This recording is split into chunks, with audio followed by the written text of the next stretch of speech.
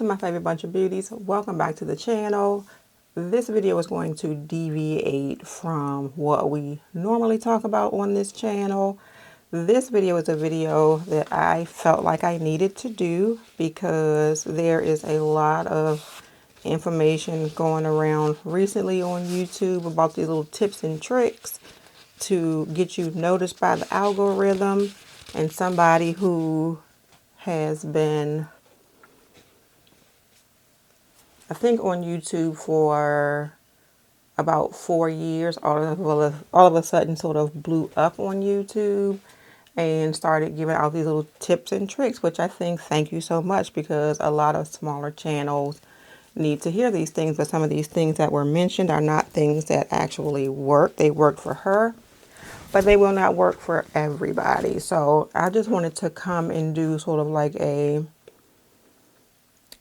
YouTube 101 type of video. And I know that I am not someone who has like 100,000 subscribers. So if you feel like my advice is not valuable, you can look at one of those other channels who have more subscribers than I do. Sorry. But I have been on YouTube for a very long time. I have seen many changes on YouTube, but there are certain things that are tried and true. Yeah, try the occasional tip or trick, but there are things that are tried and true, and that is what I want to give you today. So let's just dive right on into what I wanted to talk about, and you will see me looking down at my notes because I do want to make sure I'm giving you every little bit of information that I can.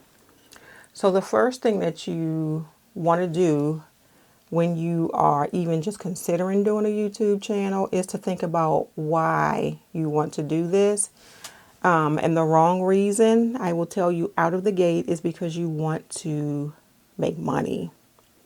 YouTube is not a get rich quick scheme. It can take years, trust me. I am still at a place where I don't make much money from YouTube, but that is not why I do YouTube. I do YouTube because I want to sort of share my obsession with makeup with people. I want to sort of educate women on reproductive health, mental health, stuff like that. So that is my why. So you have to start out with a passion, something that you know that you want to share with the world pretty much. It could be maybe something that, like, I know I see a lot of professionals, doctors, lawyers, stuff like that come on, and they want to sort of break down things in the medical or legal industry, and they want to share it with their viewers, things like that. But anything that you are passionate about, you are going to be fantastic at on YouTube. So let that be the reason, because there may be a very long time before you get monetized. A very long time, if ever, that you are going to be making a sustainable income on YouTube.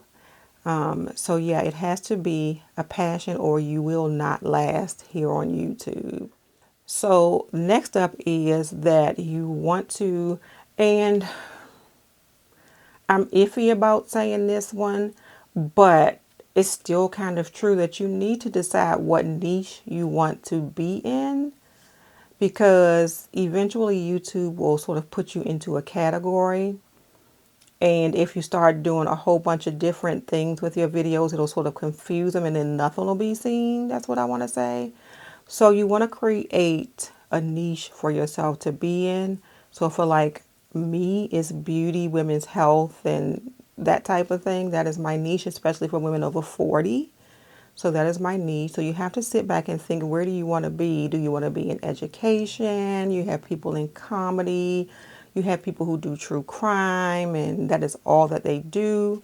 So decide where it is in the world of YouTube that you want to be, and then pretty much stick with that. I won't say that every once in a while you can't like branch out and do something different, but there has to be like a core bit of content that your channel is known for. Also, once you do get into that niche, you want to make sure that you keep your ideal audience in mind. You want to make sure it feels like that you're talking directly to them with all of your content. So the next thing is the most major thing. People have a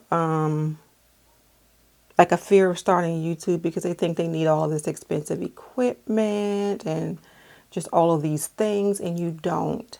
If you have your phone, especially an iPhone, because I think my back camera is 4K and the front is 1080p, something like that. I know at least it's like that with my iPad. But that is all you need. Imagine coming out of the gate with 4K. 4K is like the gold standard right now. So all you need is a smartphone with a decent camera and something to talk about. And as far as lighting, we do not need these big ring lights and those, I don't even know what those other lights, huge studio lights. You need none of that. Right now, I am sitting in front of a window with the sunshine. That is better than any other artificial light you can have. It's natural light. As far as audio, make sure, don't look at because I'm going to get into my little microphone later. Like I said, I've been on YouTube for a long time, so I've accumulated these things. All you need in the beginning for audio is to be in a quiet room. It can be a little bit rough trying to record a video outside sometimes. Like today, it seems pretty mild. It's not like super windy, but when it's windy, people have a hard time hearing you. So just make sure you are in a quiet room, natural sunlight in your smartphone. You want to make sure you are concentrating on your content and not trying to make things perfect, like a perfect production. My production is never perfect, okay? I try because I like editing, but it does not have to be perfect. A lot of people now are not even editing videos. They are doing one take, and it seems like, and I will say about the algorithm, it does seem now like the algorithm kind of likes these unedited videos. So I have seen a lot of those being pushed out as well. So just keep that in mind also. So the next thing is planning your content and being consistent. So planning your content is the key thing that you need to remember. You want to jot down a list of the videos that you want to talk about. Maybe you want to create yourself a little bit of a schedule to record and upload your videos. In the beginning, maybe you just want to aim for doing one video a week because you know you can be consistent with doing one video a week. And then you can branch out from there according to your schedule. But at least you know you're getting out that one video per week. Because one of the biggest factors for YouTube growth is consistency. Maybe that's why I'm still where I am. I am not consistent, and I will admit that I am not consistent. I am trying to be more consistent. But that definitely, in the beginning of my sort of YouTube career, I was very consistent, and that is when I saw the most growth in my channel. Once you're comfortable with your YouTube channel and you're seeing some growth in the channel, then you might think about investing in better equipment. You can start with a microphone, such as this one, and I like this one because I don't want to like cut off my sound. This one was under $100. It is sort of just a wireless mic that is, you can either clip it on, or I have a magnet on the back of here, keeping it on my shirt because I don't want to put a hole in my shirt, but it is by Neewer. I got it from Amazon. And I hope this doesn't cut off. It does not. So it comes with actually two speakers, 1 and 2. It comes with the part here that connects to your camera or your smartphone. I don't know what these pieces are for, so I will put a link in my description of the actual microphone that I have, and definitely it is from Amazon. It is affordable. There are some that are more expensive than this one that are along the same lines as this one, but you have to start where you are. If this is something you say, well, it's great for a beginner, but I want to upgrade it, then you can do that later on down the road. But the microphone is the best as far as you want your audio quality to be great, I want to say. And the microphone on your phone or on your camera, which is what I'm recording on today, is not always the best. So always have sort of an external microphone once you are having growth on YouTube, though. The next thing after that, you may want to do lighting. So you can get yourself a ring light. I also have, I think this is also, I just believe in the brand Neewer. They have done me well over the years for equipment for my YouTube channel. So I have a Neewer, Neewer, it's hard to say. I have a Neewer ring light. The one that I have is not dimmable, but they also have a dimmable version. I will also put that in my description, so you can click on it and check it out. Make a list of the things that you in the future want to invest in once your YouTube channel starts to grow for better video and audio quality. The last thing that you want to talk about, that you want to think about purchasing, because this is the most expensive, is a camera. So I right now have the Canon EOS 80D, which is to me expensive because I think it was like $900. But I have been using this for years. It has been consistent. My video quality is great, especially with natural lighting. And this is going to be my camera from here on out unless it breaks down. I don't see myself going into 4K. If I want 4K, I will use my smartphone.